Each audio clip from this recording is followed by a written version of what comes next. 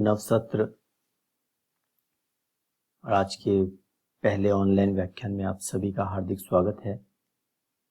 मेरा नाम प्रवीण मीणा, सहायक आचार्य रसायन शास्त्र विभाग, श्री गोविंद गुरु राजकीय महाविद्यालय बांसवाड़ा। मेरा व्याख्यान बीएससी प्रथम वर्ष रसायन शास्त्र की जो तीसरी किताब है भौतिक रसायन, उस पर होगा। तो उसके सिलेबस में जो भी आपके टॉपिक्स हैं उसके बारे में अपन अध्ययन करेंगे। आज का लेक्चर शुरू करने से पहले थोड़ा सा हम सिलेबस और पेपर पैटर्न के बारे में देख लेते हैं। आपका जो सिलेबस है उसमें टोटल 5 यूनिट्स हैं। हर एक यूनिट में लगभग 2 चैप्टर हैं और यूनिट 4 जो है उसमें केवल 1 चैप्टर है। तो आपकी जो फर्स्ट यूनिट है उसमें मैथमेटिक्स एंड कंप्यूटर है। यूनिट सेकंड में आपके गैस अवस्था और द्रव अवस्था है। यूनिट थर्ड में आपके कोलाइडी विलयन और उसके साथ ठोस अवस्था है।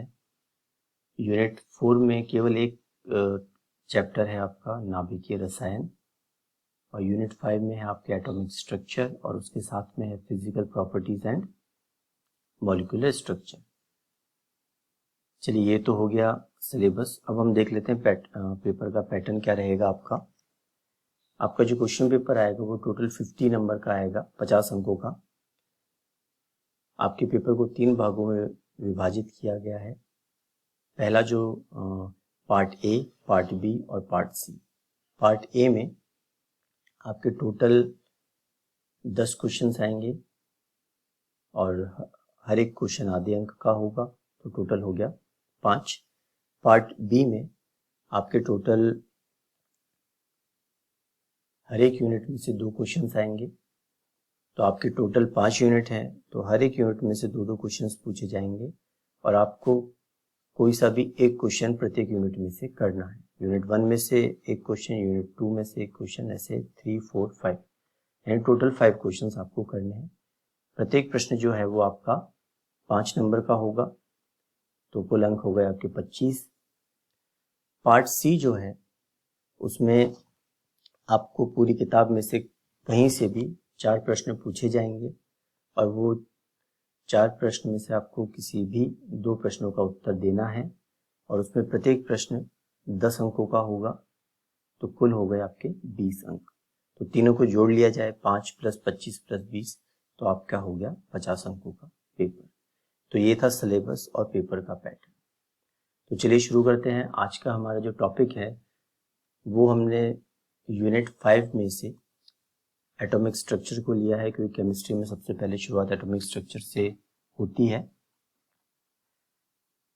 तो अपन देख लेते हैं कि एटम क्या होता है। आपने अपने 11th क्लास या 12th क्लास में पढ़ा होगा परमाणु। पदार्थ का वह सबसे छोटा भाग जिसे हम और विभाजित नहीं कर सकते वो कहलाता है परमाणु। या फिर हम ये कह सकते हैं कि पदार्थ का वह भाग जो रासायनिक अभिक्रिया में भाग लेता है वह कहलाता है परमाणु। परमाणु की जो डेफिनेशन है, जो हमने परिभाषा अभी पढ़ी, उसमें एक शब्द आया है पदार्थ। पदार्थ क्या होता है? ऐसी कोई भी वस्तु जिसका कोई द्रव्यमान है, जिसने कोई जगह घेर रखी है या फिर जिसके होने का एहसास हमें हमारी इंद्रियों से हो जाए, तो वो पदार्थ कहलाएगा। आपके चारों ओर जितनी भी चीजें आपको दिख रही हैं वो सभी पदार्थ है, क्योंकि उनका कुछ न कुछ द्रव्यमान होगा, उन्होंने जगह घेर रखी होगी और उनके होने का एहसास आपको अपने किसी भी इंद्रिय से हो रहा होगा, जैसे देखने से, सुनने से, स्मेल करने से, टेस्ट करने से या फिर टच करने से। तो आपके चारों ओर जो भी है वो सभी पदार्थ है। एक एग्जांपल लेते हैं अपन एयर का। हवा जो है उसमें बहुत सारी गैसेस हैं, हमें दिख नहीं रही है, लेकिन जब हवा चलती है तो हमें हमारी स्किन को टच होके जाती है, तो हमें उसके होने का एहसास हो जाता है। तो हवा भी एक पदार्थ है। नेक्स्ट टॉपिक जो है हमारा वो है फंडामेंटल पार्टिकल्स ऑफ एटम, परमाणु के मूल कण। परमाणु के मूल कण जो है वो 3 हैं, इलेक्ट्रॉन, प्रोटॉन, न्यूट्रॉन। प्रोटॉन की खोज गोल्डस्टीन ने करी थी, न्यूट्रॉन की खोज जेम्स चैडविक ने करी थी और इलेक्ट्रॉन की खोज जे थॉमसन ने करी थी। अगर हम द्रव्यमान की बात करें तो इलेक्ट्रॉन का द्रव्यमान होता है 9.1 इंटू 10 की घात माइनस का 31 किलोग्राम। इसको आप ग्राम्स में चेंज भी कर सकते हैं और टन्स में भी चेंज कर सकते हैं। न्यूट्रॉन का जो द्रव्यमान होता है वह होता है 1.67 इंटू 10 की घात माइनस का 27 किलोग्राम और प्रोटॉन का जो द्रव्यमान होता है वो होता है 1.65 इंटू 10 की घात माइनस का 27 किलोग्राम। तो अगर द्रव्यमान की दृष्टि से अगर हम देखें तो सबसे अधिक द्रव्यमान होगा न्यूट्रॉन का, उसके बाद होगा प्रोटॉन का और इसके बाद सबसे कम होगा इलेक्ट्रॉन का। यानी हम ये कह सकते हैं कि न्यूट्रॉन और प्रोटॉन की तुलना में इलेक्ट्रॉन का द्रव्यमान लगभग नगण्य माना गया है। तो देखिए, जब परमाणु की संरचना के बारे में ज्ञात किया गया, इलेक्ट्रॉन प्रोटॉन न्यूट्रॉन की खोज हुई, तब नाभिक की भी खोज हुई। रदरफोर्ड का जो मॉडल था, जो एक्सपेरिमेंट था, उसमें उन्होंने 100 नैनोमीटर की एक थिन गोल्ड फॉइल ली और अल्फा पार्टिकल का बॉम्बार्डमेंट उस पर कराया।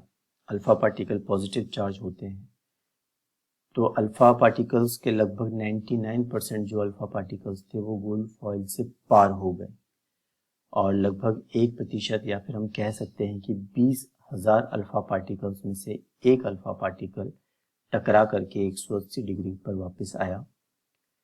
तो इससे ये अनुमान लगाया गया कि परमाणु की जो संरचना है उसमें केंद्र में एक हैवी पॉजिटिव चार्ज होता है जिसको नाभिक कहा गया और नाभिक में प्रोटॉन है क्योंकि उस पर पॉजिटिव चार्ज है, तभी अल्फा पार्टिकल और प्रोटॉन के बीच में प्रतिकर्षण हुआ और 180 डिग्री पर अल्फा कण वापस आया।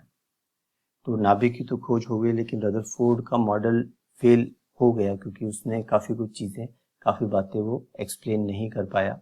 उदाहरण के तौर पे रदरफोर्ड का मॉडल ये नहीं बता पाया कि नाभिक के चारों ओर जो इलेक्ट्रॉन घूमते हैं उनका डिस्ट्रीब्यूशन कैसा है, क्या उनकी ऊर्जा बराबर है या अलग अलग है। अगर अलग अलग है तो कम किसकी है, ज़्यादा किसकी है, इसका एक्सप्लेनेशन रदरफोर्ड ने नहीं दिया।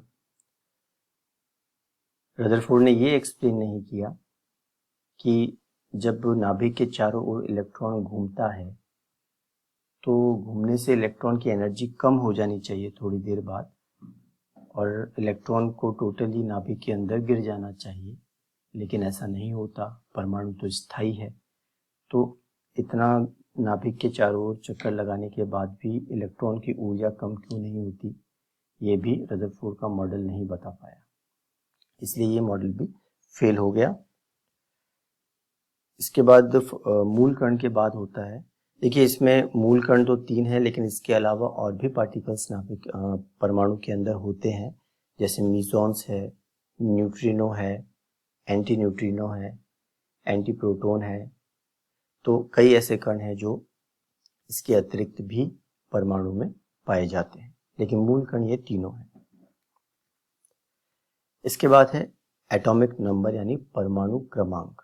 आप ध्यान रखिए कि परमाणु क्रमांक जो है किसी तत्व में उपस्थित कुल प्रोटॉन की संख्या के बराबर होता है, ना इलेक्ट्रॉन ना न्यूट्रॉन, परमाणु क्रमांक प्रोटॉन की संख्या के बराबर होता है।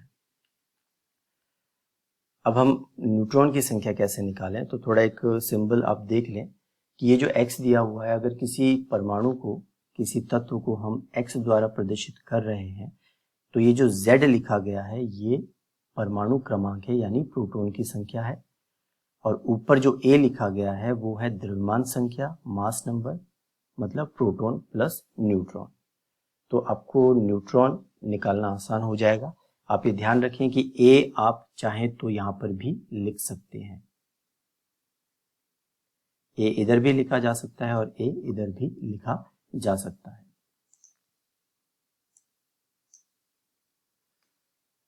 z क्या है, प्रोटॉन की संख्या है, और a क्या है, प्रोटॉन प्लस न्यूट्रॉन, जिसे हम द्रव्यमान संख्या भी कहते हैं या फिर हम उसको न्यूक्लियॉन्स भी कहते हैं। तो अब न्यूट्रॉन की संख्या हम कैसे कैलकुलेट करेंगे। एक लाइन आपको ये ध्यान रखनी है कि किसी तत्व या किसी परमाणु पर जब तक आवेश नहीं है तब तक उसमें इलेक्ट्रॉन और प्रोटॉन की संख्या बिल्कुल बराबर रहेगी। जब तक आवेश नहीं है तब तक प्रोटॉन और इलेक्ट्रॉन की संख्या बराबर रहेगी। एक एग्जांपल अपन देख लेते हैं। जैसे सोडियम है, सोडियम का परमाणु क्रमांक 11 होता है, तो हमने यहाँ पे लिख दिया 11। ये देखिए, ये हो गया 11 और उसका जो द्रव्यमान संख्या है वो है 23। द्रव्यमान संख्या का मतलब प्रोटॉन प्लस न्यूट्रॉन। तो सोडियम के अंदर प्रोटॉन की संख्या 11 हो गई और क्योंकि इस पे आवेश नहीं है इसलिए इलेक्ट्रॉन की संख्या कितनी हो गई, 11 सेम रहेगी। और न्यूट्रॉन की संख्या जब भी आपको निकालनी है ए में से जेड को माइनस कर दीजिए, आपकी प्रोटॉन की संख्या न्यूट्रॉन की संख्या आपके आ जाएगी। तो आप जब इसमें से 23 में से 11 को घटाएंगे तो आपका 12 आ जाएगा, जो कि न्यूट्रॉन की संख्या है। न्यूट्रॉन की संख्या ए माइनस जेड से निकालेंगे। इसी में अपन नेक्स्ट एग्जांपल देखते हैं Na+। अब देखिए इस पे आवेश आ गया है। जब आवेश नहीं था तब इलेक्ट्रॉन और प्रोटॉन की दोनों की संख्या बराबर रहेगी, लेकिन जैसे ही आवेश आता है प्रोटॉन और न्यूट्रॉन की संख्या बराबर नहीं रहती। किसी भी परमाणु पे प्लस चार्ज तब आता है जब एक इलेक्ट्रॉन बाहर जाएगा, माइनस चार्ज तब आएगा जब एक इलेक्ट्रॉन एक्स्ट्रा आएगा। तो अगर हम Na+ की बात करें तो परमाणु क्रमांक तो 11 है ही उसका, तो प्रोटॉन की संख्या तो 11 ही रह जाएगी। लेकिन इलेक्ट्रॉन आप देखिए सोडियम के अंदर 11 थे, जब एक इलेक्ट्रॉन निकल जाएगा तो प्लस का चार्ज आएगा, यानी 11 थे, एक इलेक्ट्रॉन निकल गया तो रह गए 10। और तीसरा है न्यूट्रॉन, न्यूट्रॉन की संख्या 12 ही आएगी। तो आपको इस कैलकुलेशन से एक चीज पता पड़ गई कि परमाणु पर आवेश हो चाहे नहीं हो, न्यूट्रॉन की संख्या में कभी भी कोई परिवर्तन नहीं आता है। केवल इलेक्ट्रॉन की संख्या कम ज्यादा हो सकती है, लेकिन न्यूट्रॉन की संख्या हमेशा A माइनस जेड से ही निकलेगी, चाहे वो चार्ज परमाणु हो, आवेशित परमाणु हो या फिर आवेशित नहीं हो। इसके बाद जो थ्योरी आती है वो इम्पोर्टेंट है आपके प्लांक थ्योरी। प्लांक का जो सिद्धांत है वो यह कहता है कि ऊर्जा का उत्सर्जन या अवशोषण सतत रूप में ना होकर पैकेट के रूप में होता है। देखिए इलेक्ट्रोमैग्नेटिक रेडिएशंस हैं, सूर्य से जो भी किरणें आ रही हैं वो ऊर्जा का स्रोत है, वो इलेक्ट्रोमैग्नेटिक रेडिएशन है और ऊर्जा का स्रोत है। इसीलिए गर्मियों के दिनों में ऊर्जा बहुत ज़्यादा होती है, इसलिए हम उससे बचते हैं। और सर्दियों में हमें क्योंकि ऊर्जा की आवश्यकता होती है इसलिए हम सूरज की रोशनी में जाते हैं। तो जो सन से आने वाली जो रेडिएशंस हैं, जो इलेक्ट्रोमैग्नेटिक रेडिएशंस हैं, ये ऊर्जा का स्रोत है। तो ऊर्जा का प्लांक्स का सिद्धांत ये कहता है कि ऊर्जा का उत्सर्जन और अवशोषण जो है वो सतत रूप से ना होकर के पैकेट्स के रूप में होता है। यानी जो ऊर्जा है वो उसकी आवृत्ति के समानुपाती है। तरंगों की जो ऊर्जा है वो आवृत्ति के समानुपाती होती है और इसका जब प्रोपोर्शनलिटी का साइन हटेगा तो एक कांस्टेंट लगेगा h और ये न्यू। देखिए E ऊर्जा है, न्यू जो है वो आवृत्ति है, E ऊर्जा है, h प्लांक स्थिरांक है जिसका मान होता है 6.62 इंटू 10⁻⁻34 जूल सेकेंड। जो आवृत्ति है उसको अपन c अपन ऑफ लैम्डा भी लिख सकते हैं। c क्या है, प्रकाश का वेग जो होता है 3 इंटू 10⁸ मीटर पर सेकेंड। तो जो फॉर्मूला हो जाएगा प्लांक का वो हो जाएगा E equal to h c upon of lambda. तो आपको h केवल जो तरंग है उसकी वेवलेंथ आपको दी जा सकती है और देने के बाद आपसे उसकी ऊर्जा के बारे में पूछा जा सकता है, क्योंकि c एक स्थिरांक है और h भी एक स्थिरांक है।